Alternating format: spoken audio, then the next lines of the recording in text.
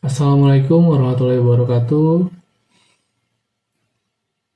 Kepada yang terhormat Bapak Dr. Subilo Wiono, SHMPD, selaku dosen dari mata kuliah Antropologi Hukum kelas A, saya Febrian Duta Pratama, NPM 211000093, mohon izin mempresentasikan materi mengenai RPS pertemuan 1 sampai 7 tentang antropologi.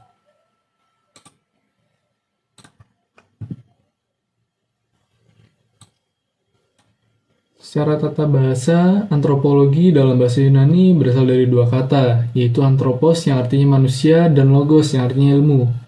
Ya, jadi secara singkat ini diartikan bahwa antropologi itu adalah ilmu yang mempelajari manusia.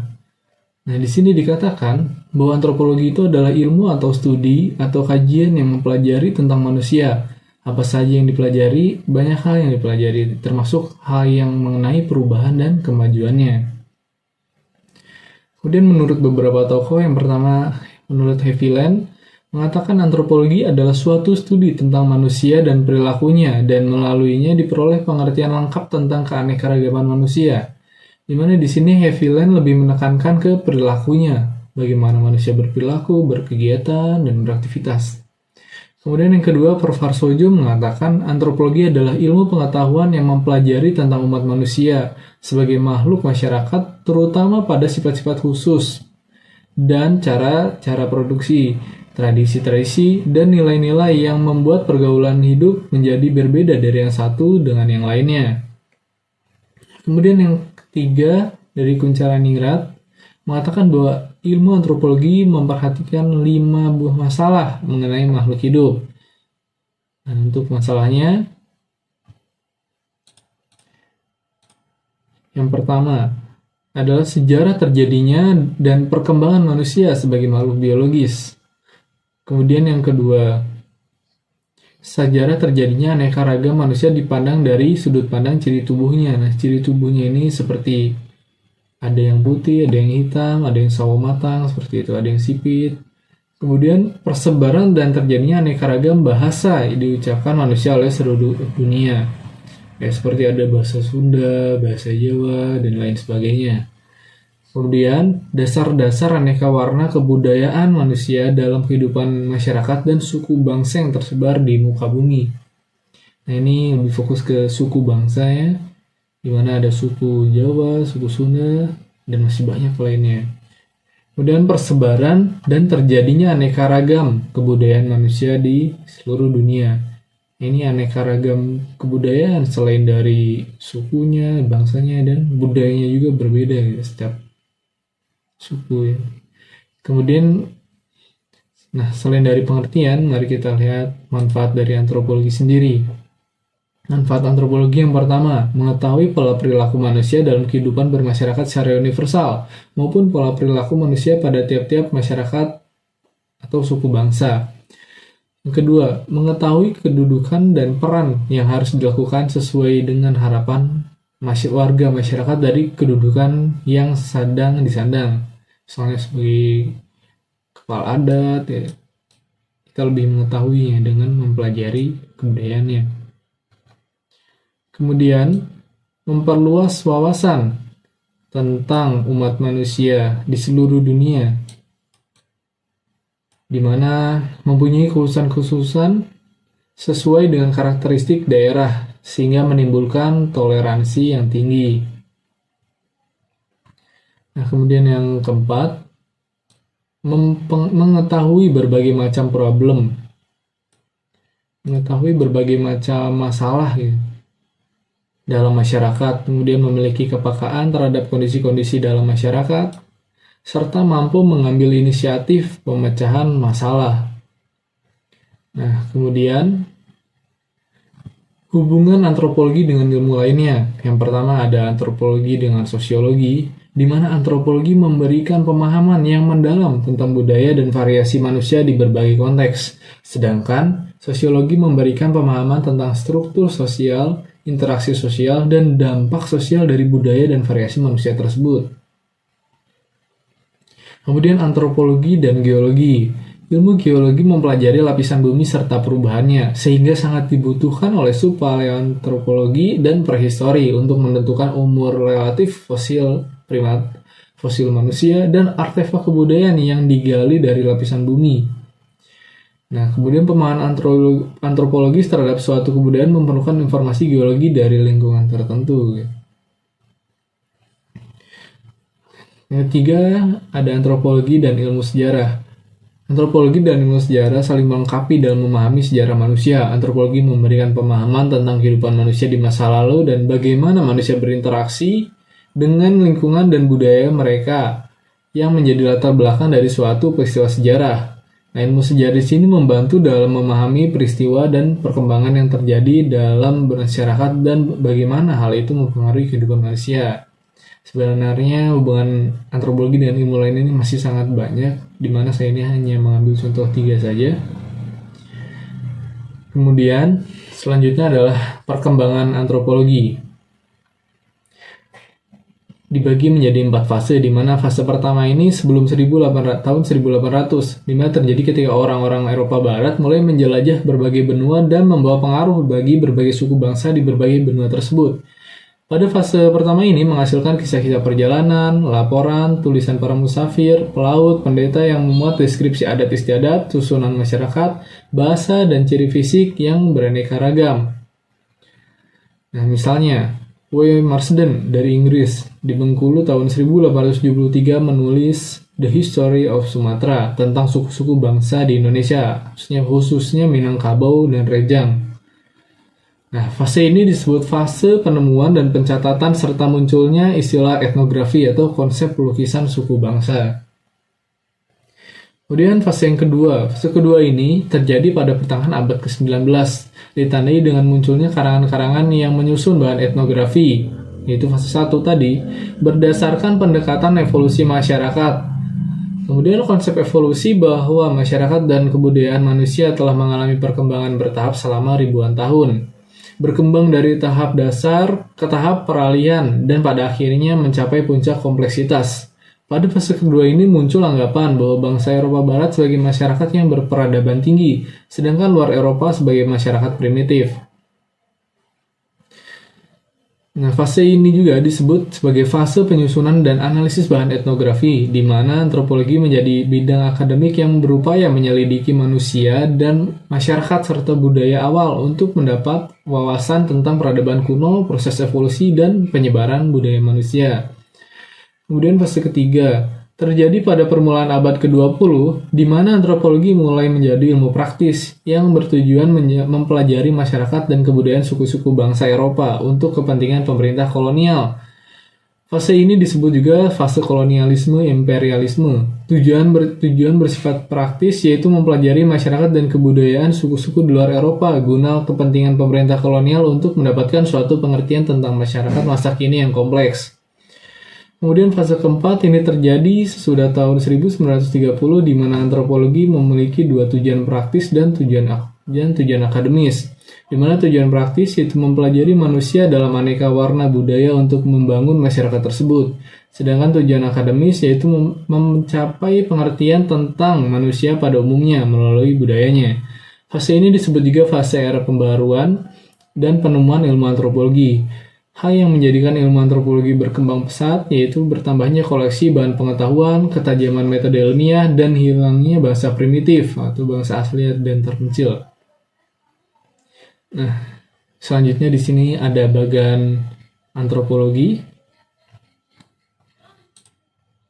di mana antropologi dibagi menjadi 2 cabang, ada antropologi fisik dan antropologi budaya. Antropologi fisik di sini dibagi menjadi somatologi dengan paleoantropologi, sedangkan antropologi budaya dibagi menjadi prehistori, etnolinguistik, etnologi, etnopsikologi, antropologi spesialisasi, antropologi terapan, dan arkeologi. Kemudian antropologi fisik. Antropologi fisik ini mempelajari manusia sebagai organisme biologis yang melacak perkembangan manusia menurut evolusinya dan menyelidiki variasi biologisnya dalam berbagai jenis.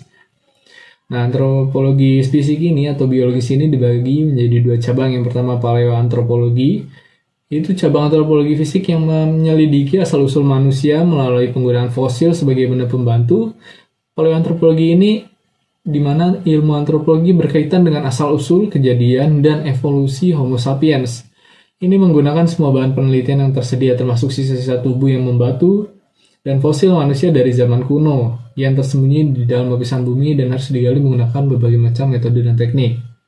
Di mana contohnya ditemukan fosil di Sangiran ya. Kemudian seperti pada gambar ada contoh fosil dari tengkorak manusia. Selanjutnya yang kedua adalah somatologi.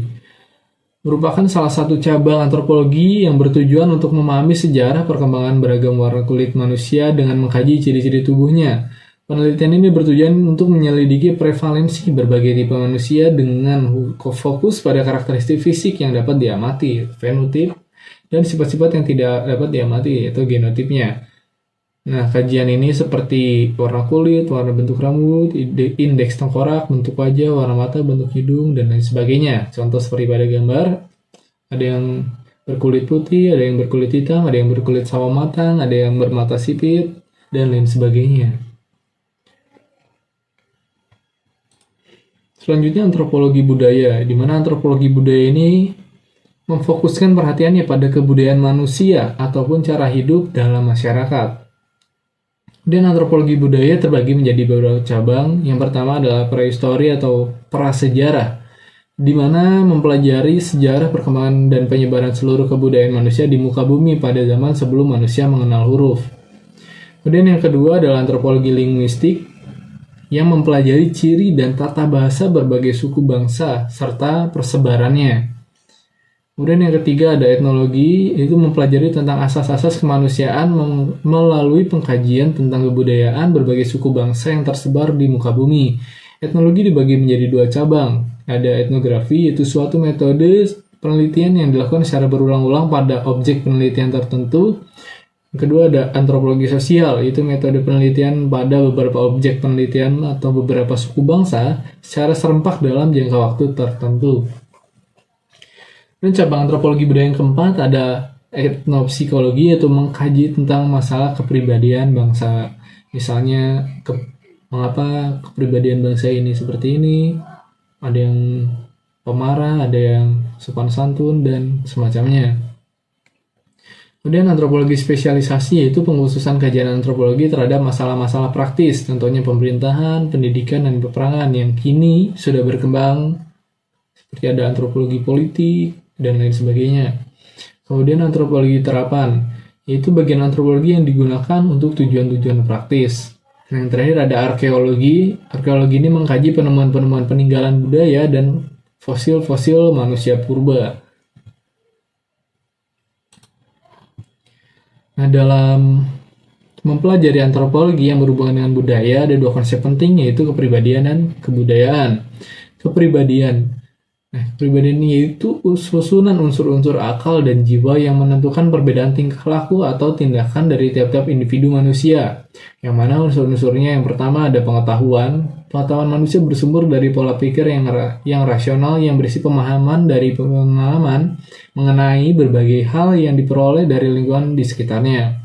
Di dalam pengetahuan ada persepsi, apersepsi, pengamatan, konsep, dan fantasi. Kemudian yang kedua adalah perasaan.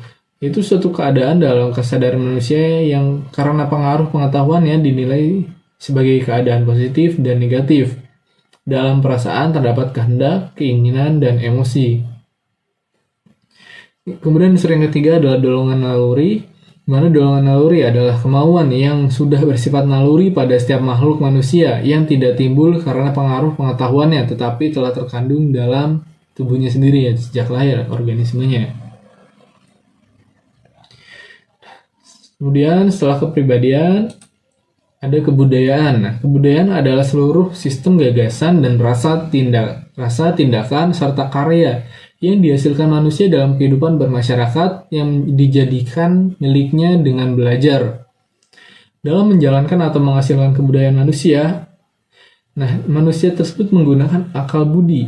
Akal budi ini berfungsi sebagai yang pertama, manusia dengan akal budi mampu mencipta, merasa, dan berkarsa. Kemudian mampu mencipta hal baru untuk memenuhi hajat hidupnya. Kemudian di samping hal tadi, hal ini juga memunculkan tuntutan hidup untuk lebih daripada yang lain. Kemudian potensi kebudayaan yang pertama cipta yaitu kemampuan berpikir yang menimbulkan ilmu pengetahuan. Kemudian rasa ini menghasilkan karya seni atau kesenian. Kemudian karsa yaitu kehendak untuk hidup sempurna, mulia dan bahagia yang menimbulkan kehidupan beragama dan kesusilaan. Wujud kebudayaan ini ada 3. Yang pertama ada ideas atau gagasan yang bersifat abstrak dan tempatnya ada dalam alam pikiran tiap warga pendukung budaya yang bersangkutan sehingga tidak dapat diraba atau difoto. Kemudian ada activities atau perilaku atau aktivitas. Nah, aktivitas ini berpola menurut ide atau gagasan yang ada. Wujud perilaku ini bersifat konkret dan dapat dilihat serta dapat didokumentasikan. Kemudian artefak. Artefak adalah benda hasil budaya, di mana bersifat konkret, dapat diraba dan dapat dikomunikasikan. Kemudian dalam kebudayaan ini terdapat beberapa unsur. Yang pertama, sistem kebahasaan. Yang kedua, sistem pengetahuan. Yang ketiga, sistem kekerabatan dan organisasi sosial. Yang keempat, sistem peralatan hidup dan teknologi. Yang kelima, sistem ekonomi atau mata pencarian hidup. Yang keenam, sistem religi. Dan yang ketujuh, sistem kesenian. Nah, kebudayaan ini ada kebudayaan material dan non-material atau spiritual. Di mana kebudayaan material adalah budaya material yang mencakup entitas nyata seperti artefak dan lingkungan yang diproduksi dan digunakan oleh individu untuk membangun dan menggambarkan identitas budaya mereka. Kemudian kebudayaan non-material atau spiritual mencakup unsur-unsur budaya masyarakat yang tidak berwujud seperti nilai, norma, bahasa, kepercayaan, dan makna simbolik. Nah, dalam kebudayaan juga ada yang namanya religi. Kata religi berasal dari bahasa asing, religia atau goddess dari Belanda atau religion dari Inggris. Nah, religi ini mungkin sekali berasal dari istilah religier atau religar. Dalam bahasa Latin, religar berarti mengikat, yaitu mengikat manusia dengan sesuatu kekuatan tenaga gaib. Unsur pembentuknya ada emosi jiwa atau getaran jiwa yang menyebabkan manusia menjalankan kelakuan atau keagamaan. Kemudian sistem kepercayaan atau bayangan-bayangan manusia tentang bentuk dunia, alam gaib, hidup, maut, dan sebagainya. Kemudian sistem upacara keagamaan yang bertujuan mencari hubungan dengan dunia gaib berdasarkan atas sistem kepercayaan tersebut. Kemudian kelompok keagamaan atau kesatuan-kesatuan sosial yang mengkonsepsikan dan mengaktifkan religi berdasarkan sistem upacara keagamaannya. Nah, macam-macam religi. Yang pertama ada fetishisme, adalah bentuk religi yang berdasarkan kepercayaan akan adanya jiwa dalam benda-benda tertentu. Nah, kepercayaan ini melahirkan aktivitas-aktivitas religi guna memuji benda-benda berjiwa tersebut. Kemudian ada animisme, adalah bentuk religi yang berdasarkan kepercayaan bahwa di alam sekelilingnya tempat tinggal manusia didiami berbagai macam ruh.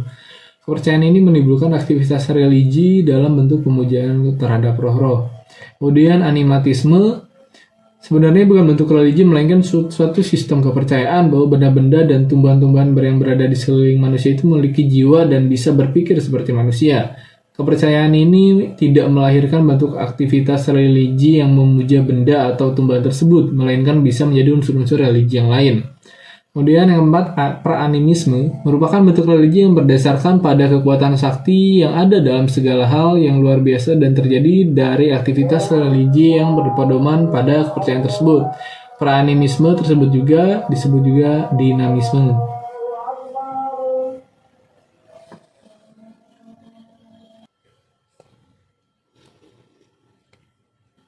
Selanjutnya yang kelima ada totemisme, yaitu bentuk religi dalam masyarakat yang terdiri dari kelompok-kelompok kekerabatan yang unilineal. Kelompok unilineal tersebut meyakini bahwa mereka berasal dari dewa-dewa nenek moyang yang satu. Untuk mempererat kesatuan dalam kelompok ini, masing-masing kelompok memiliki lambang atau simbol atau totem yang berbeda-beda.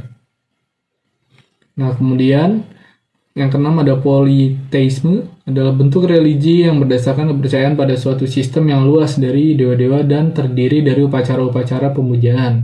Kemudian ada monoteisme, merupakan bentuk religi yang berdasarkan kepercayaan pada satu Tuhan dan terdiri dari upacara-upacara guna memuja Tuhan tersebut. Kemudian kedelapan ada mistik, adalah bentuk religi yang berdasarkan kepercayaan pada satu Tuhan yang dianggap meliputi segala hal dalam alam semesta. Sistem kepercayaan ini terdiri dari upacara-upacara yang bertujuan mencapai kesatuan. Nah, kemudian hubungan antara individu, masyarakat, dan kebudayaan. Nah, hubungan antara individu, masyarakat, dan kebudayaan, interaksi sosial antara individu membentuk dasar terbentuknya masyarakat. Nah, dari yang merupakan di mana masyarakat ini merupakan kumpulan individu yang saling berinteraksi dan berbagi norma serta nilai budaya.